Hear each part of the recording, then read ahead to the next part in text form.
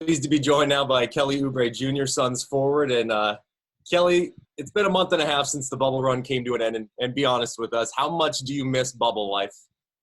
Um, to be honest, completely honest, the bubble life, I don't necessarily miss. I do miss the time that I was there because it just helped me learn so much. But I don't necessarily miss being locked in a bubble.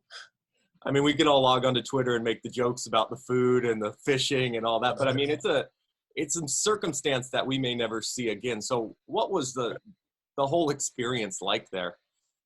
It was truly like re-energizing, I would say, because you're forced to go from your normal life to pretty much a structured routine life, which is, as a basketball player, that's exactly the life that we live. It's a routine structure and it's a organized structure. So it helped me really reach my potential of maximizing my rehab time and my training. So that's one of the biggest positives that I took out of it. It was really like a getaway from reality and just getting into that bubble and just focusing on basketball. So that's exactly what we did out there, and I'm happy. The Suns were in the bubble for about a month. The Heat and Lakers will have been there for about 3 months when all is said and done. I mean, having gone through it, what kind of toll do you think that takes on an athlete, not only being there for that long, but then the drive to try to win a championship?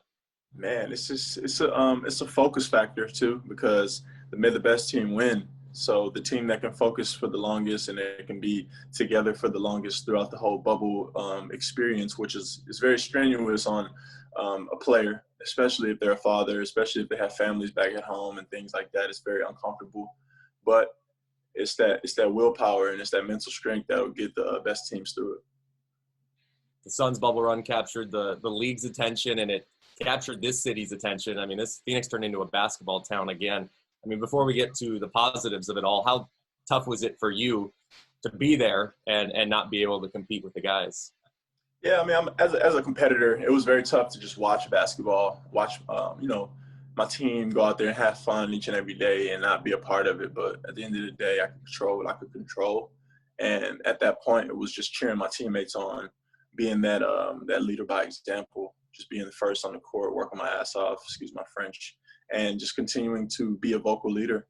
That's all I could do out there. But that made me overall happy because I got to see my teammates happy and win and play with that same energy that I would love to play with as well. So it was really a positive for me to just be a great teammate and cheer my guys on. Yeah, you had a unique viewpoint. I mean, what was different about the team in the bubble? I guess, where has that been? I mean, it's the energy, man.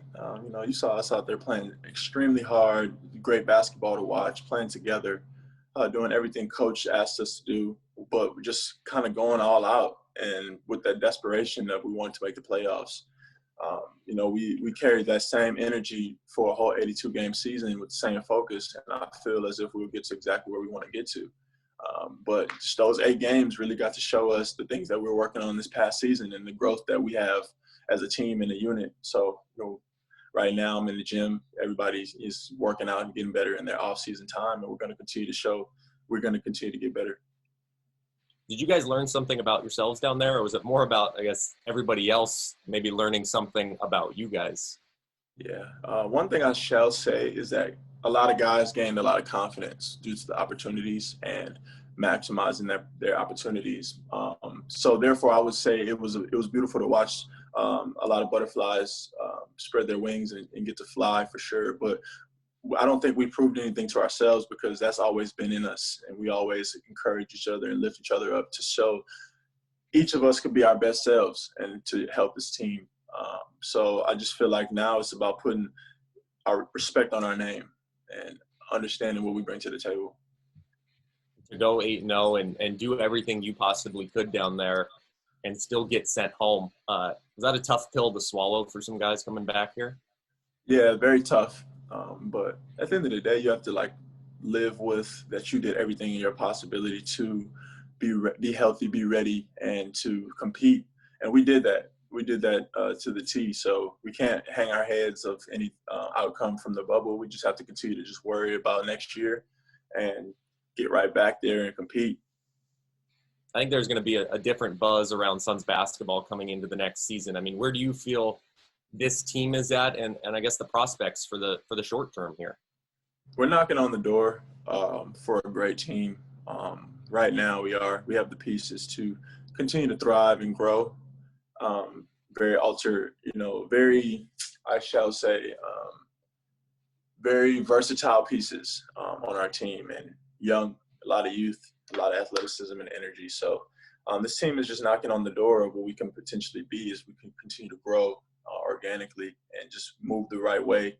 So we don't want to. I'm not a person that can sit here and try to read the future or try to demand something in the future, but we can definitely manifest us being in the playoffs and making that playoffs and not being a team that is at the bottom of the barrel. As we get closer here to the NBA draft, there's lots of talk about what the front office will do with the 10th pick and various trade rumors, and somehow your name always seems to be centered around that. I know it's the life of a professional basketball player and it's a business, but how do you process, I guess, seeing your name that's the constant there? I'm not on social media right now. I'll get on to post content and continue to help my brand grow, but I'm not on there looking at all the news, all the rumors and things. I'm trying to have a clear head and a clear mental space. But at the end of the day, it's a business. The team has to do what they feel is right to be great. And to my credit, I'm a great piece to have to be great and fulfill greatness, but that's not my decision to make. That is the front office's. But I just want to continue to go in there and be professional and just do my job and do what I can do to help this team get to where we want to get to and need to get to. So in the meantime, man, I'm in the gym every day, twice a day. So I'm going to just continue to work and get better so that, no matter what, number 3, Kelly Oubre Jr. is going to be okay. You're an unrestricted free agent after this season. What's the mindset going into a contract year? Work. I've compartmentalized my whole life to the 3 most important things to me, and that's my family, my home, basketball, and my brand. So it's very easy for me to lock in and go to work every day because I don't have a lot of overhead or a lot of baggage with me. So I'm really just focused in working and being the best me that I can be, and everything else shall, play itself out. Kelly, there's a genuine love between you and fan base here. I mean, in your estimation, where did that stem from, and what has that meant to you? I came from DC, and DC is a metropolitan city, and it's just a lot of fans for teams all over the world due to it being the nation's capital. And that was one thing I noticed in my first tenure when I got drafted to the Wizards. And when I got blessed to be traded to Phoenix, I got to see the genuine love for the team and the city. It's an open area out here for just people to have mutual interests and mutual passions. And the Suns are one of those main mutual passions. And it's just been beautiful to be able to play in front of the home crowd and to feel the love from the city, because I've always wanted that in a city, and I've always wanted that in a fan base, and we have that here. So I just want to bring everybody together and just talk the talk and walk the walk. So that's the most beautiful thing ever, is just to come to a city that is so open minded to the new athletes that come through. When you guys came together for the Valley Boys, did you ever envision that it'd take off into, I guess, what it's become now? I knew for sure that the Valley Boys had the potential to take off as long as we won games and continue to do our part on the court.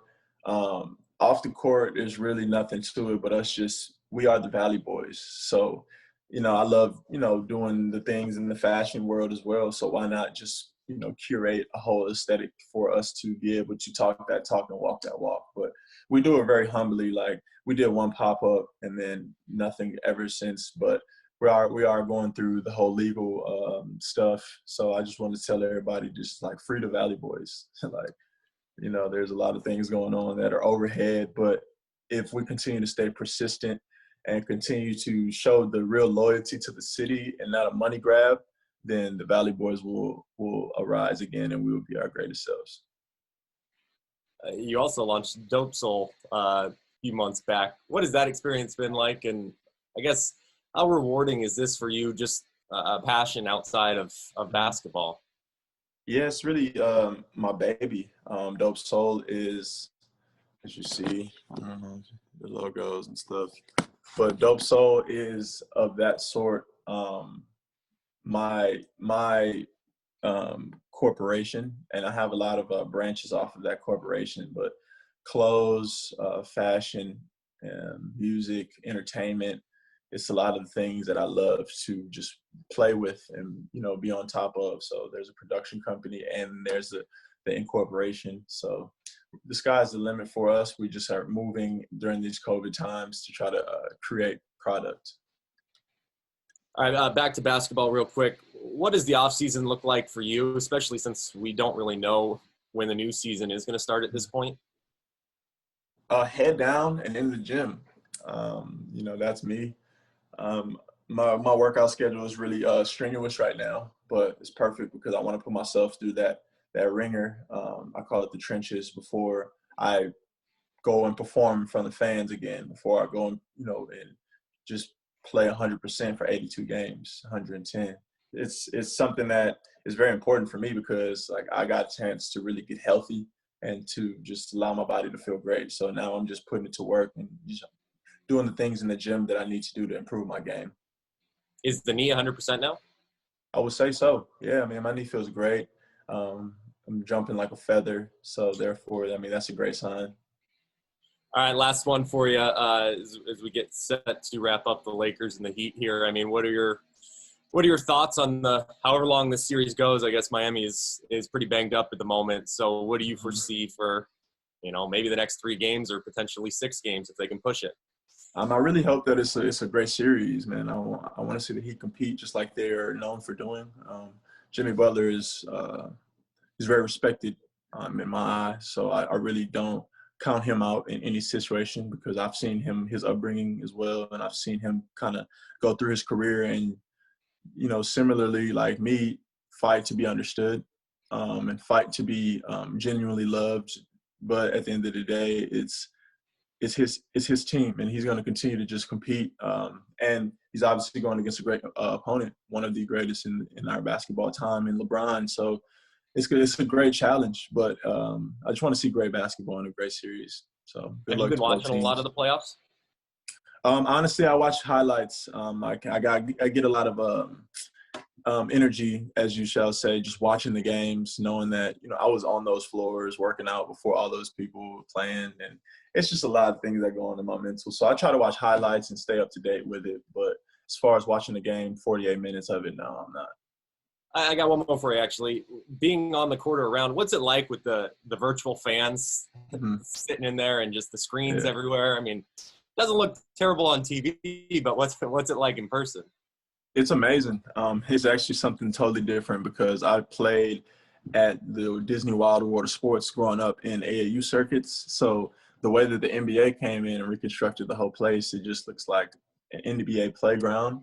And the virtual reality fans, it's just cool to be able to see the faces that you normally see at the games on the screen supporting. And it's just nothing like it, man. It's just a whole different world out there. And one thing I can say I took from the bubble was creating a bubble within my own life and my own family, my own circle, and just being as structured and strategic and efficient as the bubble that the NBA planned. So the NBA did a really good job with that. And, I hope we can find out the kinks to be able to play in front of fans for real.